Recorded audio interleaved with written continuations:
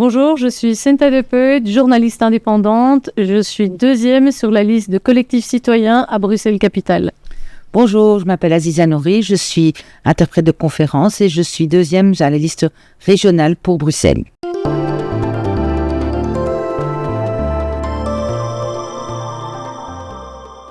Alors le sujet de notre rencontre, Senta, aujourd'hui, c'est qu'on va parler de la protection des femmes, de l'enfance et des jeunes. Donc explique-nous un peu pourquoi ce sujet te tient vraiment à cœur. Donc voilà, déjà bien sûr, c'est un sujet, je dirais, qui me tient fort à cœur, de par mon expérience personnelle avec mes enfants qui ont eu des problèmes de santé. Et donc, ça fait plusieurs années qu'en tant que journaliste, en réalité, je me suis vraiment consacrée à tous ces sujets-là.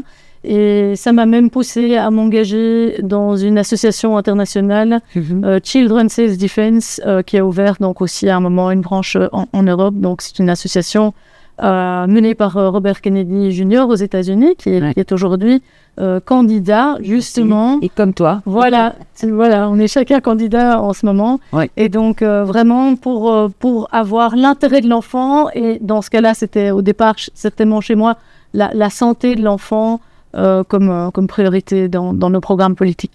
Alors, on peut dire quand même que les enfants ont sûrement beaucoup souffert ces dernières années, et surtout pendant toute cette période Covid. Donc, comment est-ce que tu as vécu ça en tant que maman, même avec tes propres enfants? Oui, donc moi j'ai été effectivement très choquée de tout ce qui s'est passé parce que normalement nous avons des lois, que ce soit la charte des droits de l'enfant ou même au niveau de la Constitution belge, je pense que c'est l'article 22 bis, voilà, où en fait normalement l'intérêt de l'enfant doit primer sur les autres intérêts. Oui. Et donc, ça n'a pas du tout été respecté pendant la période Covid, puisque les enfants n'étaient pas vraiment à risque.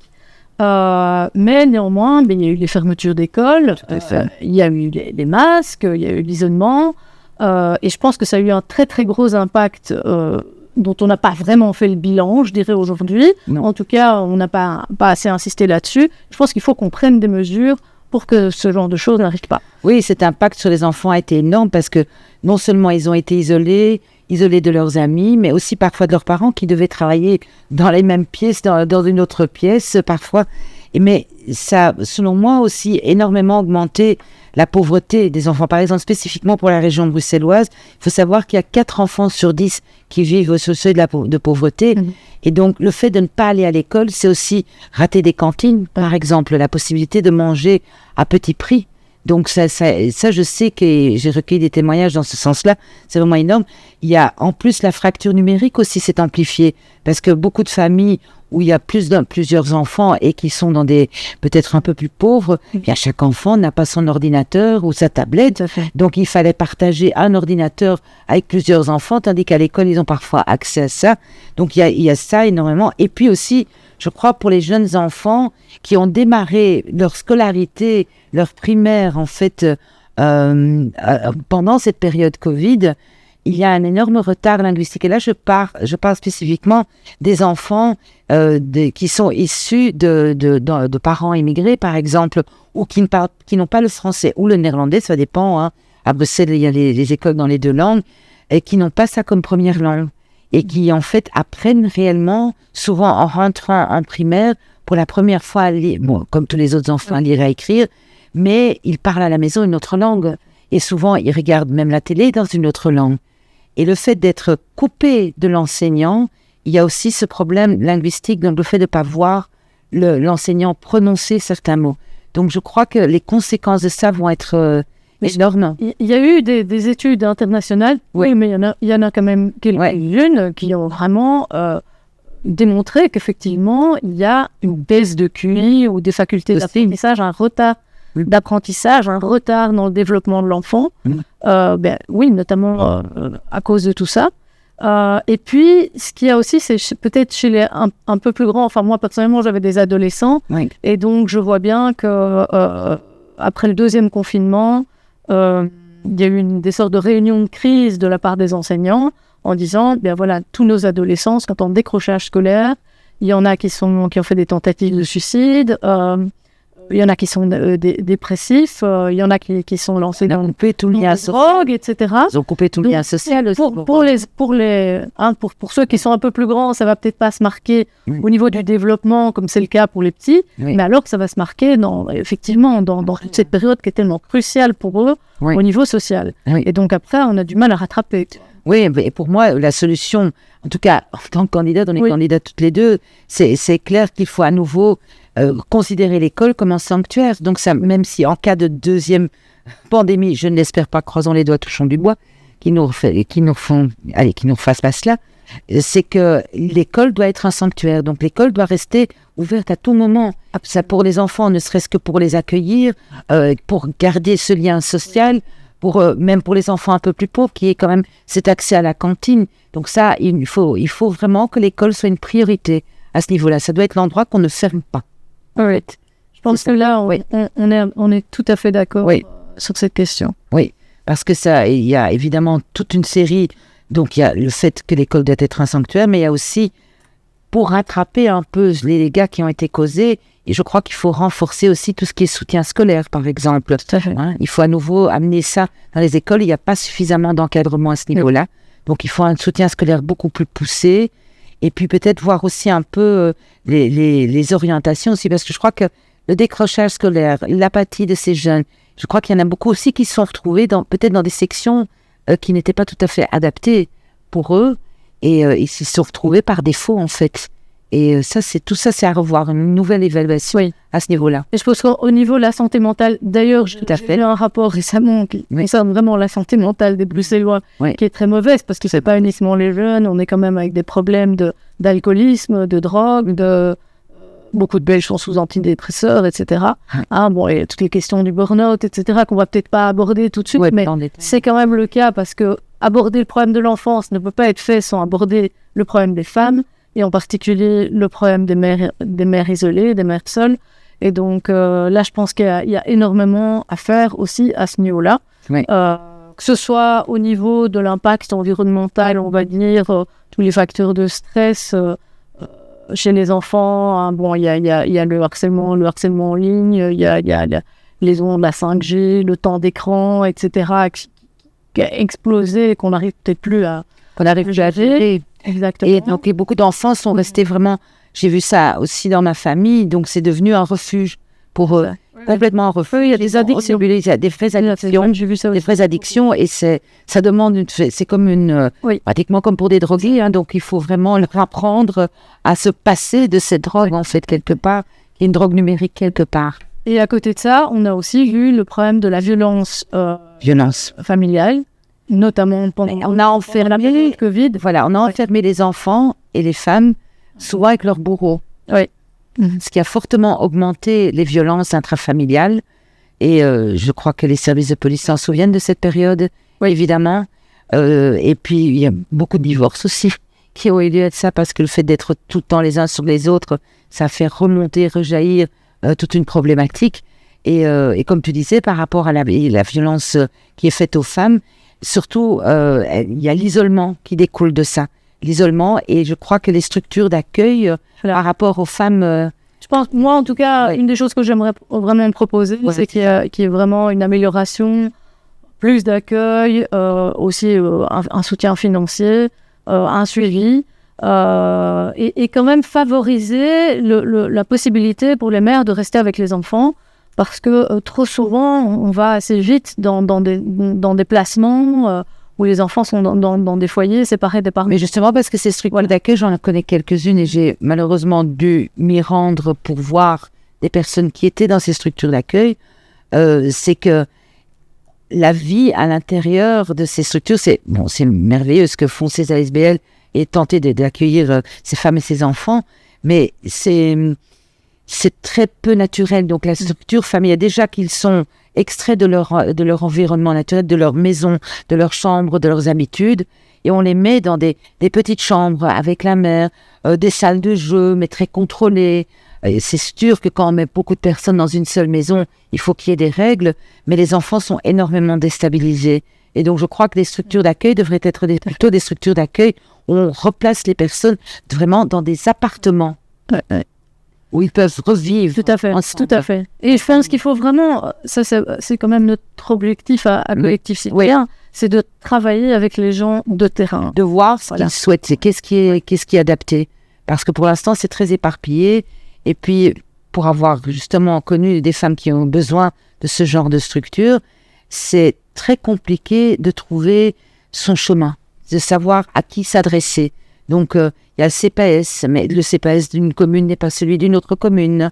Et donc, les accueils sont différents, les structures sont différentes. Il faut vraiment, en tout cas, moi je parle plutôt pour la région bruxelloise, il faut qu'il y ait une structuration vraiment et qu'il y ait une sorte de guichet unique quelque part pour que ces femmes puissent trouver un accueil et ne soient pas envoyées d'un endroit à un autre, à chaque fois devoir remontrer les documents, remontrer les papiers, recompléter des dossiers. Ça aussi au niveau administratif, je pense qu'il faut... Simplification. Je vois le cas souvent avec des...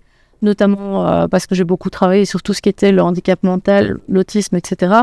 Et il y a beaucoup de femmes déjà, là il y a un manque de place absolument et d'aide et de moyens qui est énorme. Mais il y a aussi les difficultés qu'on redemande sans cesse, il faut toujours... Sans cesse. Enfin, je veux dire, quand un enfant est handicapé, il est handicapé, il faut de devoir tout le temps renouveler toutes sortes de démarches, etc. Oui, tout à fait. Il faut vraiment alléger la charge, la charge administrative, quoi. Il y a vraiment énorme... Enfin, il y a beaucoup trop à faire. Et puis, il y a aussi donc, il y a l'aspect administratif, mais il y a aussi la difficulté, souvent pour ces femmes qui ont quitté leur foyer avec leurs enfants, c'est de maintenir leur travail ou de trouver un emploi. Et là, à nouveau, il n'y a pas de vraie structure ou de restriction par rapport à ça. Parce que très souvent, elles ont des difficultés à maintenir l'emploi parce qu'elles doivent s'occuper, elles sont dans une situation précaire, elles ont ces difficultés administratives et elles doivent garder les enfants, parfois protéger les enfants, être partie d'un quartier pour pouvoir protéger les enfants par rapport à un conjoint violent, par exemple, et elles peuvent perdre un emploi ou avoir un taux d'absentéisme qui est relativement élevé.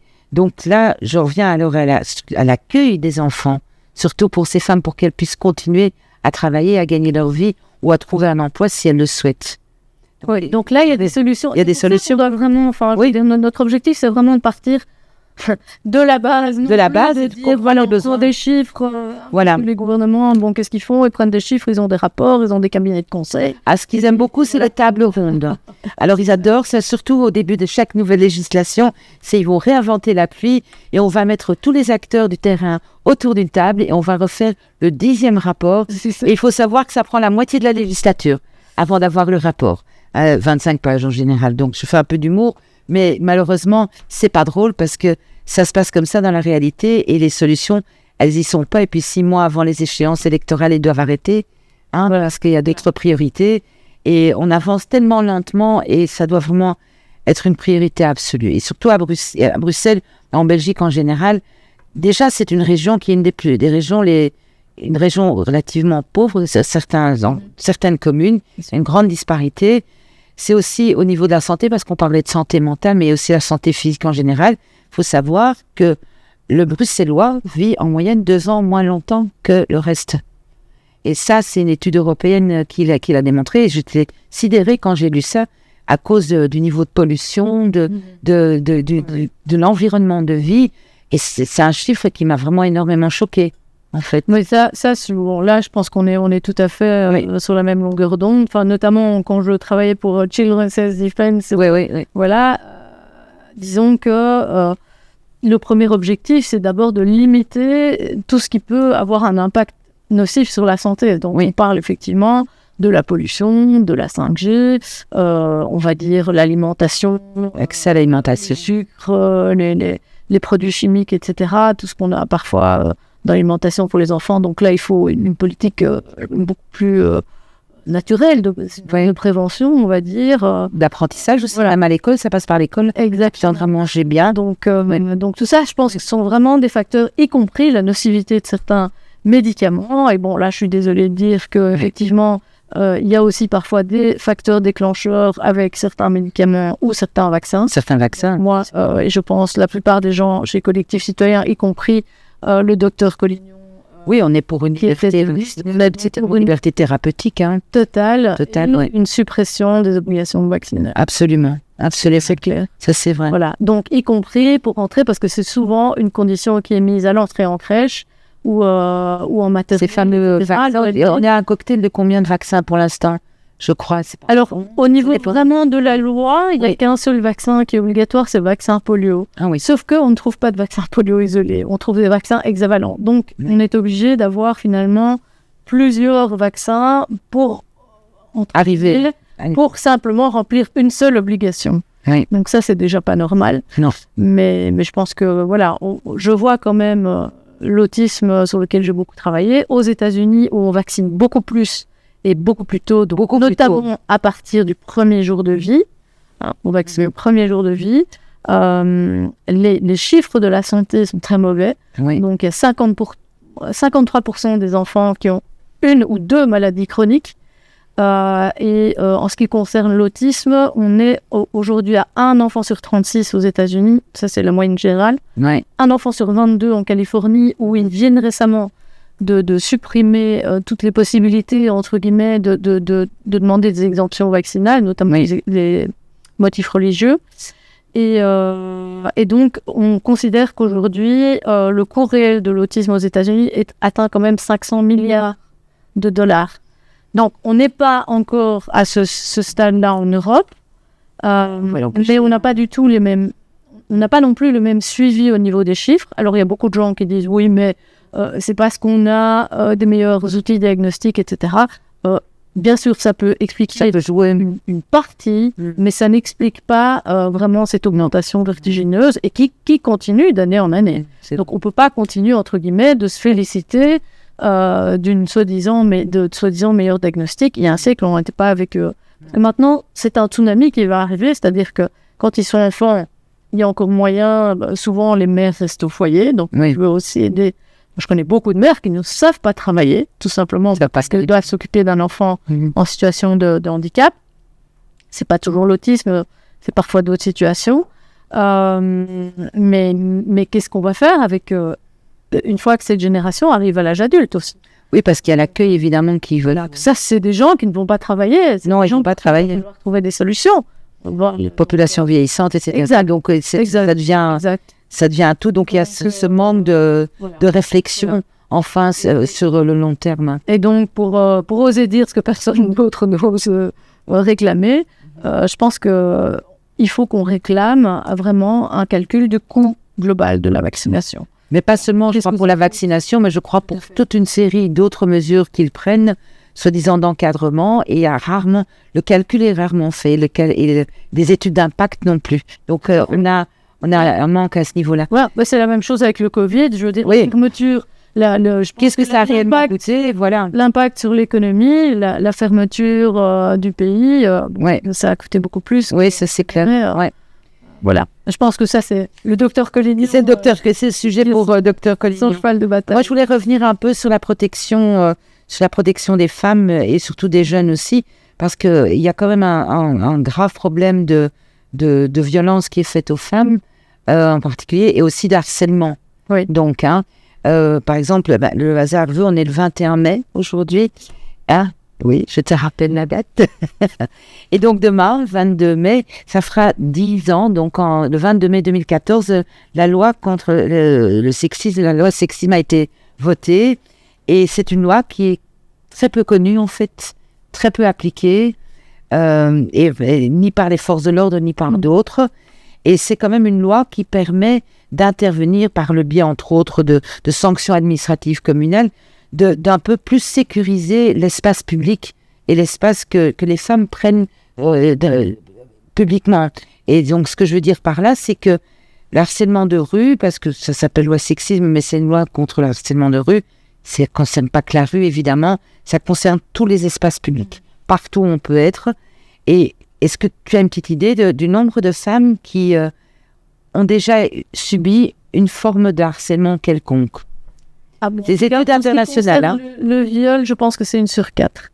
Mais harcèlement général. Donc, ça va du petit truc à un truc plus important. Et ça correspond à mes statistiques.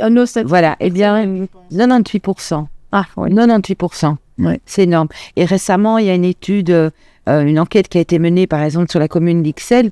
Je crois que c'était des femmes de 18 à 30 ans. Eh bien, c'était pratiquement 90%. Plus de 90% disaient avoir subi une forme quelconque. Qu'est-ce qu'on a comme solution? Qu'est-ce qu'on peut proposer? Alors, surtout, ça se passe à différents niveaux, en fait. Et il y a des associations qui donnent des formations aussi dans les écoles. Je crois que ça commence à l'école. Oui. Il faut absolument apprendre le respect, quel qu'il soit, entre les jeunes, les enfants, et apprendre à respecter la femme, et l'homme, évidemment, mais c'est surtout vis-à-vis de la femme que ça se passe. Et il y a un manque de respect, on croit qu'on peut dire n'importe quoi et qu'on peut faire n'importe quoi. Souvent, c'est parce que les garçons se sentent un peu plus forts, ils se disent « elle va pas réagir et je vais faire ce que je vais ». Et ça se passe vraiment à l'école, parce que c'est là que ça commence surtout. Il y a le harcèlement, surtout que maintenant, avec les outils numériques qu'on a rajoutés, le téléphone, le harcèlement se fait également au niveau numérique énormément. Ça fait des dégâts énormes, mais il y a aussi le harcèlement dans la vraie vie. Et donc, il faut passer par l'école. Ça, c'est une étape déjà passée par là. Il faut aussi faire comprendre à la société en général que ce genre de comportement n'est pas accepté et qu'on ne va plus l'accepter. Donc, à ce moment-là, il y a évidemment les forces de l'ordre qui rentrent en ligne de compte. Donc, eux aussi doivent être formés. Oui, ça, c'est un gros problème. Et voilà, il y a un gros problème parce que j'ai donné des formations dans 2 zones de police à pas mal de policiers qui n'étaient pas du tout au courant de cette loi, qui pensaient qu'il fallait qu'il y ait une forme de vraie violence physique pour intervenir et qui disent bon, on a autre chose à faire, on a des violences intrafamiliales, il y a plein de gens qui attendent. Et où dans les formations, on doit leur expliquer, écoutez, à la limite, vous faites revenir la personne plus tard, mais il faut prendre sa plainte. Oui. Parce que ça permet justement de rentrer dans les statistiques. Il y a beaucoup de femmes qui se plaignent justement de ne pas pouvoir déposer de plainte. Voilà, et cette loi, cette loi permet d'aller porter plainte quand on est assis à un arrêt de bus et que systématiquement tous les jours on se fait ennuyer. Eh bien, il y a une possibilité.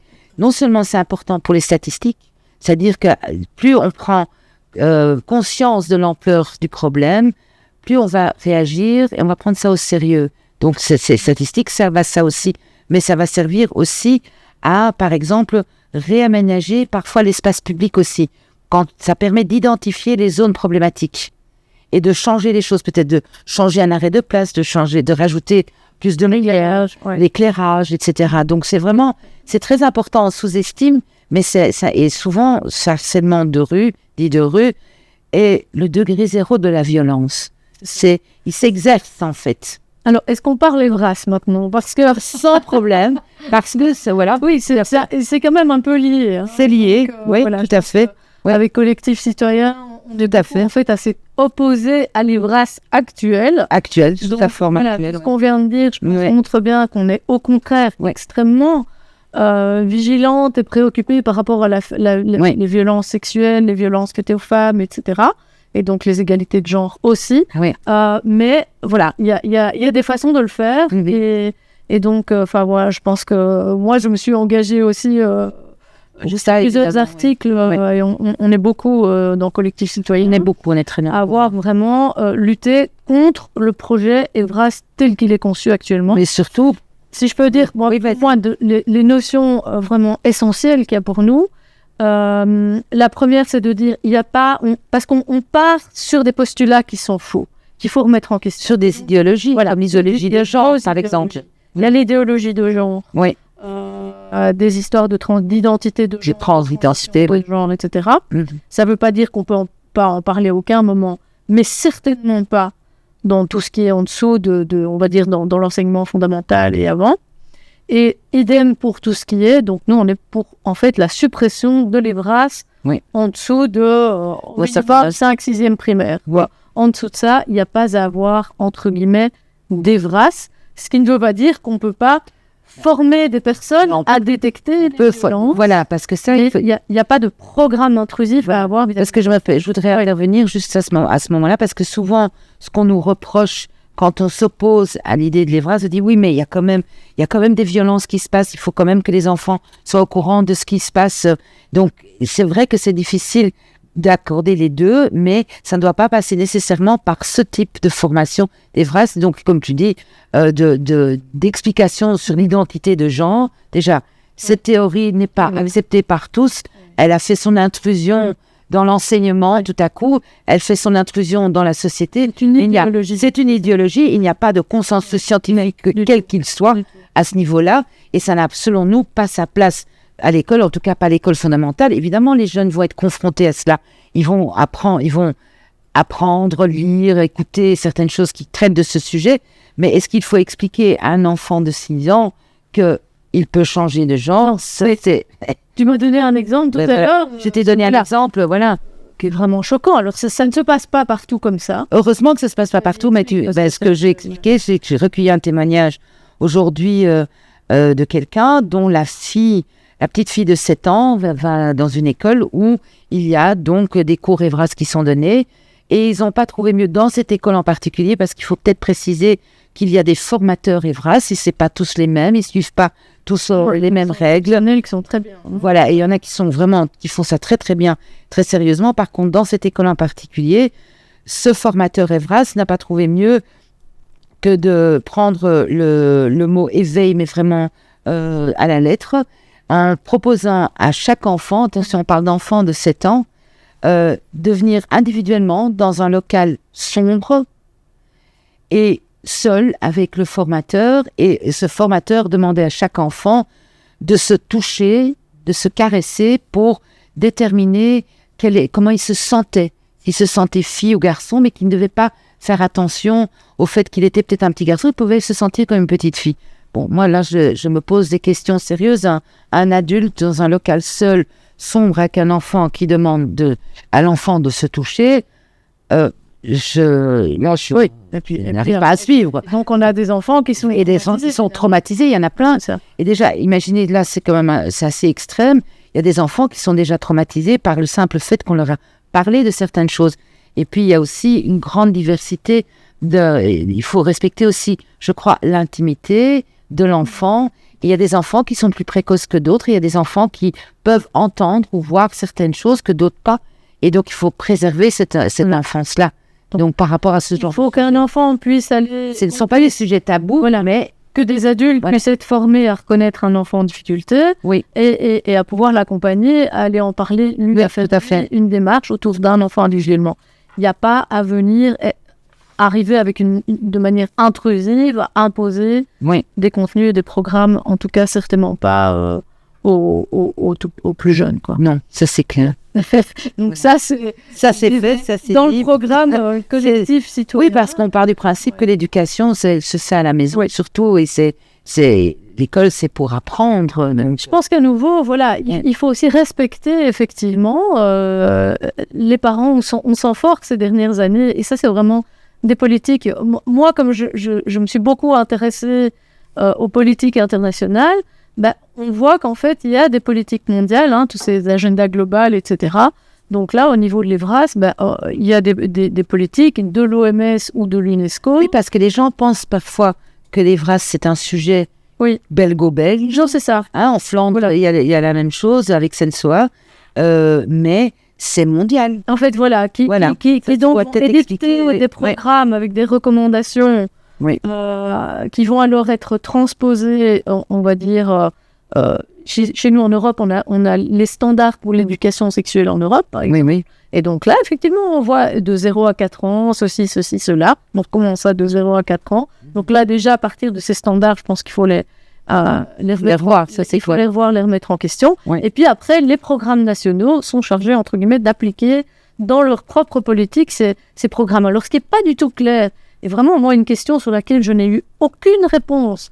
Pourtant, je pense qu'on a vraiment essayé, en tout cas, moi, dans mes publications ou dans les interpellations que je souhaiterais faire en ce moment, c'est de dire, mais est-ce que la Belgique, en tant qu'État, s'est engagée, ou la Wallonie, je ne sais pas, s'est engagée à suivre ces standards? Est-ce qu'il y a des contraintes? Est-ce qu'il y a des contrats? Est-ce qu'il y a des financements, le planning familial international, etc.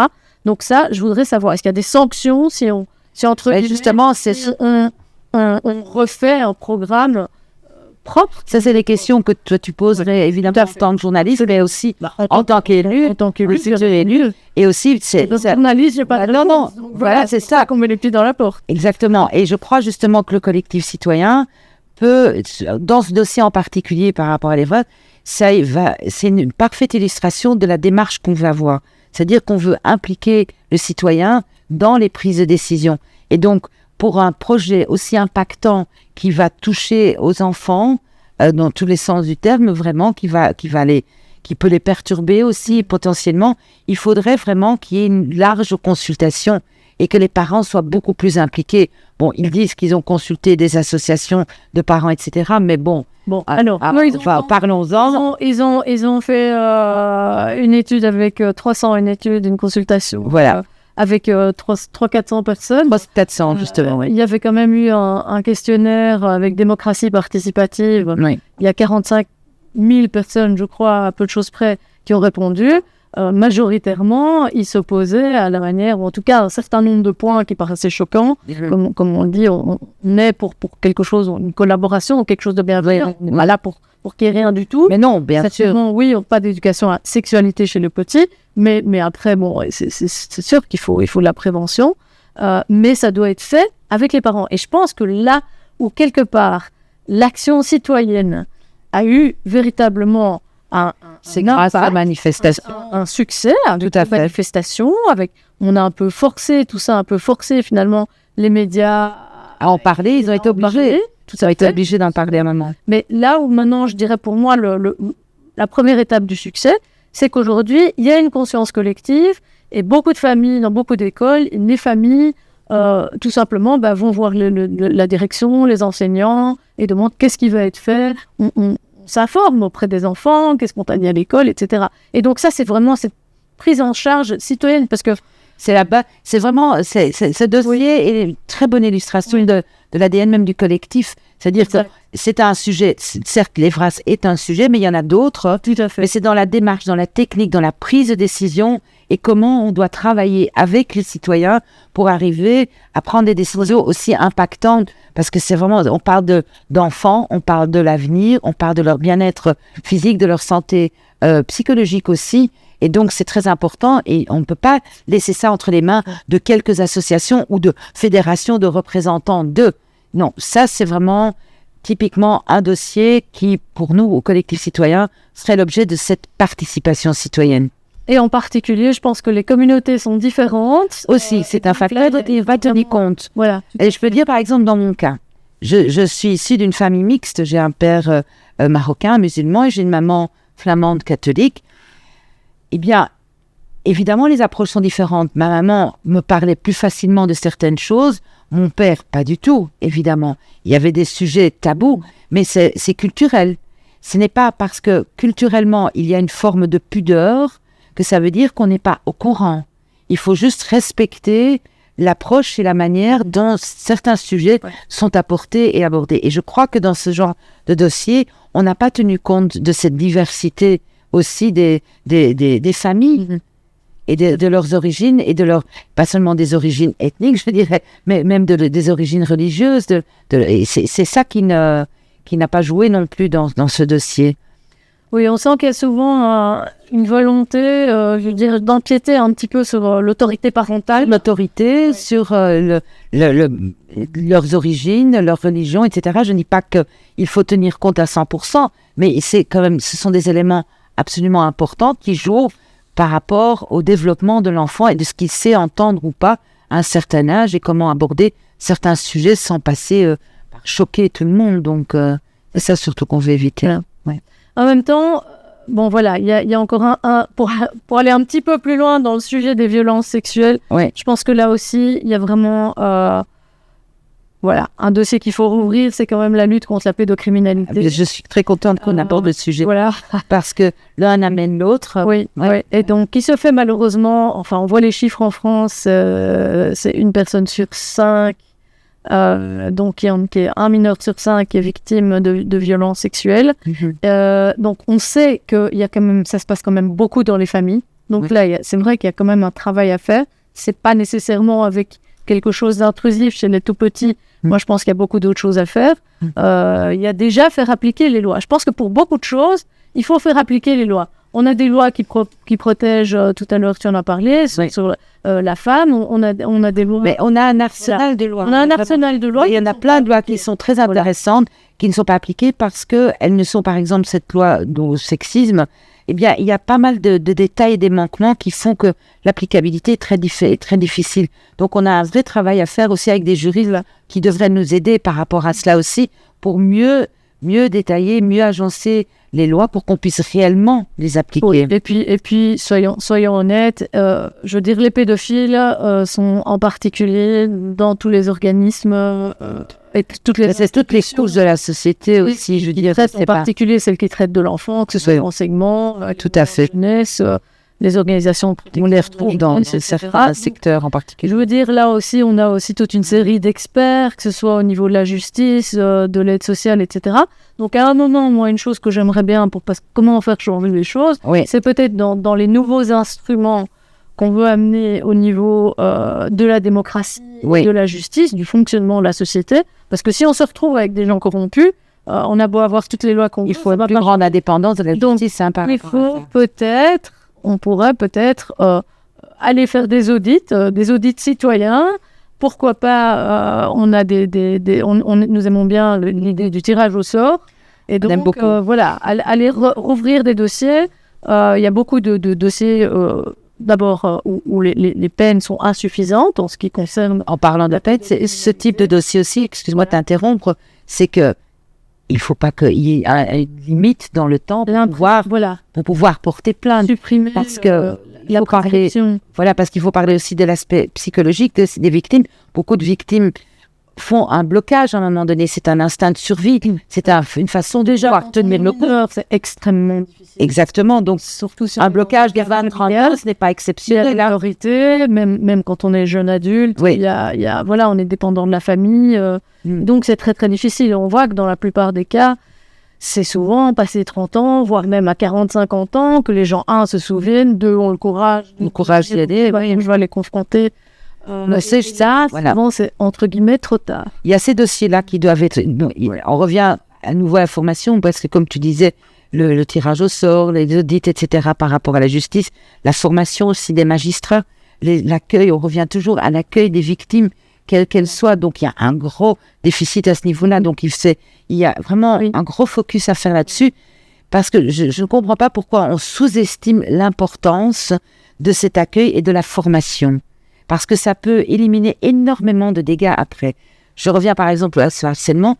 Il y a des victimes, quand elles ne sont pas entendues, des études ont démontré que quand une victime plus vite elle parle, plus vite elle s'en remet.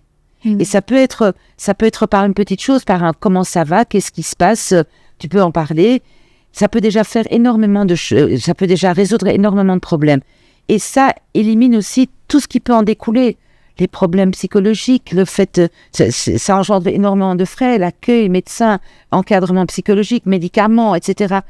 Si cet accueil y est dès le départ, c'est tellement de choses qui suivent, qui n'auront pas lieu d'être.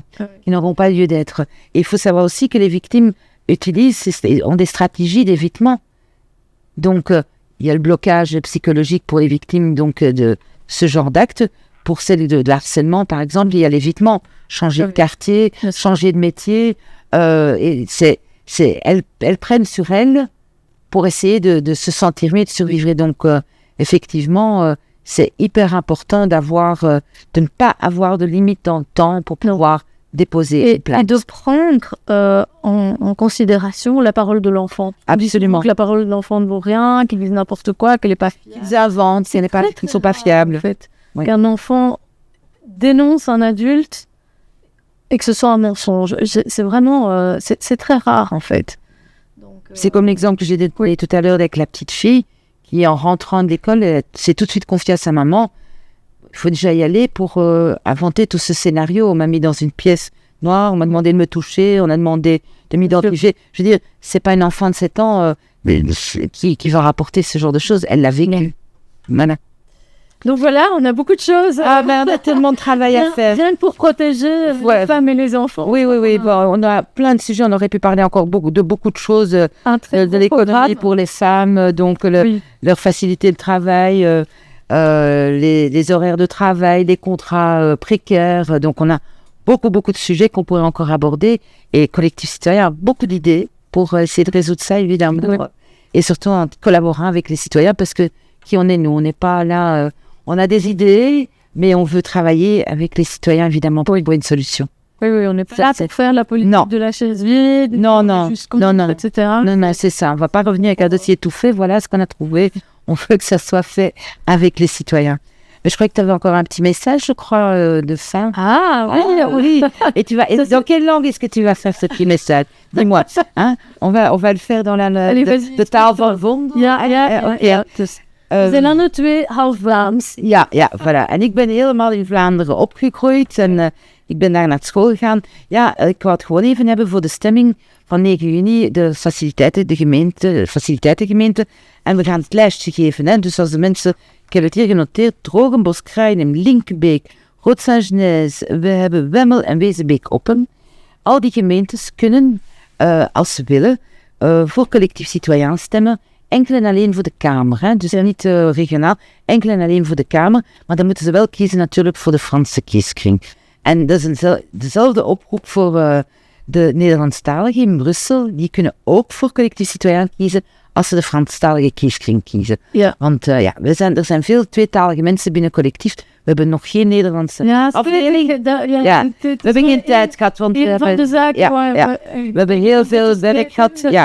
Geen tijd hadden om eigenlijk ook absoluut. Een Vlaamse lijst te maken. Een Vlaamse lijst op te stellen. Ja, misschien voor de gemeenteraadsverkiezingen. Ja. We hebben toch... we zijn de grootste partij... de grootste van de kleine partijen. Beweging, ja. We willen niet als een echt partij functioneren. Maar we hebben toch 247 kandidaten. 247 kandidaten en in Brussel alleen hebben we 97 kandidaten. Dus dat is enorm. We hebben evenveel kandidaten als alle andere partijen, als de grote partijen. Ze zien ons minder, ze horen ons minder, maar we kunnen lawaai maken. Ja, het is voor ons wel niet zo gemakkelijk om eigenlijk ons eigenlijk te laten kennen in feite. Ja, want we krijgen voorlopig hebben we nog geen grote uitnodiging gekregen op televisie of op de radio, alleen maar 2 minuutjes. Maar we zijn hier bij onze televisie, onze tv. Dat is onze channel, Collectif Citoyen is onze channel. Dus. Ja. Oké. Maar kijk, voor Brussel, welke lijst is het? Welk nummer is het voor de lijst? 20. Ja. Dus voilà, 20, liste 20, c'est ça, pour les élections le 9 juin. Voilà, merci. Merci à tous. Merci Senta. À bientôt.